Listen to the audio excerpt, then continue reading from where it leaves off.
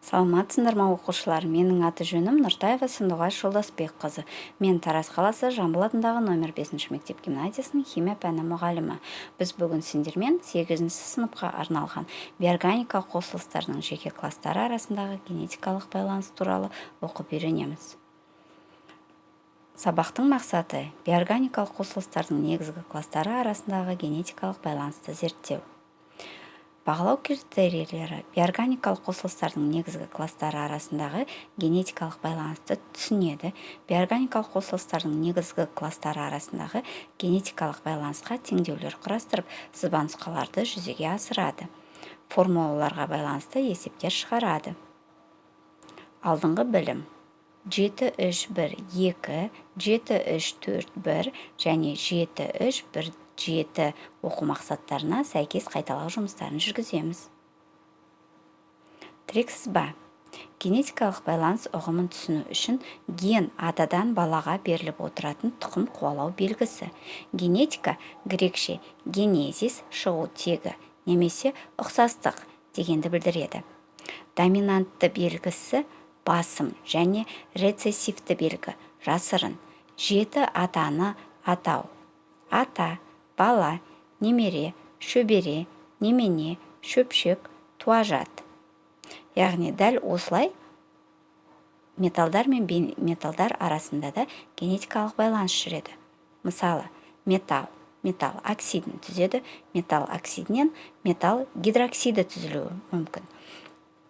Металл гидроксидінен тұздар алынады. Дәл сол сияқты бейметалдардың да генетикалық қатары бар. Бейметалдан бейметалл оксидін, бейметалл оксидінен қышқылды, қышқылдан тұзды алуға болады.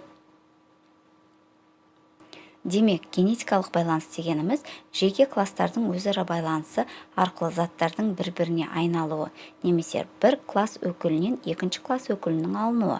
Бір класс өкіліне жататын заттардан басқа заттарды алуға болады. Металл оксиді, негіз, тұз, бейметалл оксиді, қышқыл, тұз. Металдар үшін генетикалық қатар. Натрий оксидін алу керек, натрий оксидінен натрий гидроксидін алу керек, натрий гидроксидінен натрий карбонатын алу керек.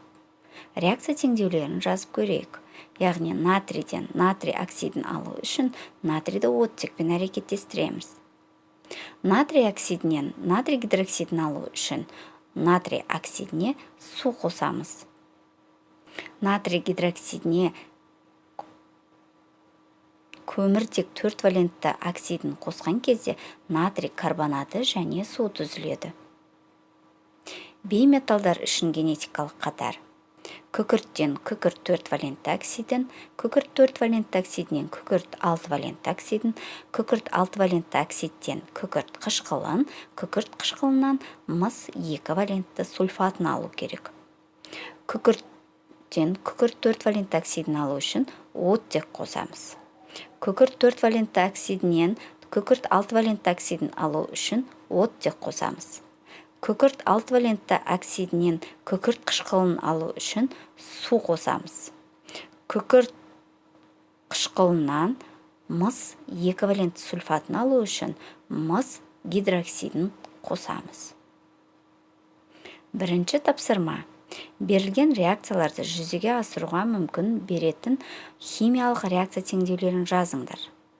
Яғни барийден барий оксидін, барий оксидінен барий гидроксидін, барий гидроксидінен барий нитратын, барий нитратынан барий сульфатын алу керекпіз.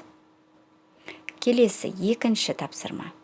Күкірттен күкірт 6 валентті оксидін, күкірт 6 валентті оксидінен күкірт қышқылын, күкірт қышқылынан калий сульфатын, калий сульфатынан күкірт 6 валентті оксидін, күкірт 6 валентті оксидінен натрий сульфатын алу керек. Келесі дескрипторлар бойынша өздеріңді бағалаңдар. Формулалардың қосылыстарын анықтайды. Генетикалық байланысты негізге ала отырып, сызбанұсқаны іске асырады. Екінші тапсырма. Еркін талқылау. Вен диаграммасын құру. Қышқылдар мен тұздардың ұқсастығы мен айырмашылығын жазу керекпіз. Тұздар мен оксидтердің ұқсастығы мен айырмашылығын жазу керекпіз. Оксидтер мен негіздердің ұқсастығы мен айырмашылығын жазу керекпіз. Және негіздер мен тұздардың ұқсастығы мен айырмашылығын жазу керекпіз. Берілген Вен диаграммаларын толтырады деген ойдамын. Үшінші тапсырма. Есеп шығару. Бірінші есеп. Массасы 20 грамм темір гидроксидін тұз қышқылымен артық мөлшермен өңдегенде түзілген тұздың массасын есептеңдер. Екінші есеп. Массасы 10 грамм магний оксидін азот қышқылының ерітіндісімен өңдегенде түзілген тұздың массасын есептеңдер. Балалар, есептеуді жүргізіп болғаннан кейін келесі дескрипторлар бойынша өз-өздеріңді бағалаңдар.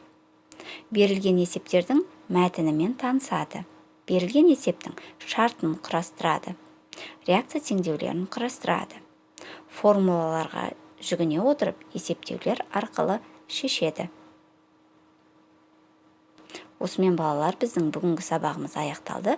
Хош, сау болыңыз.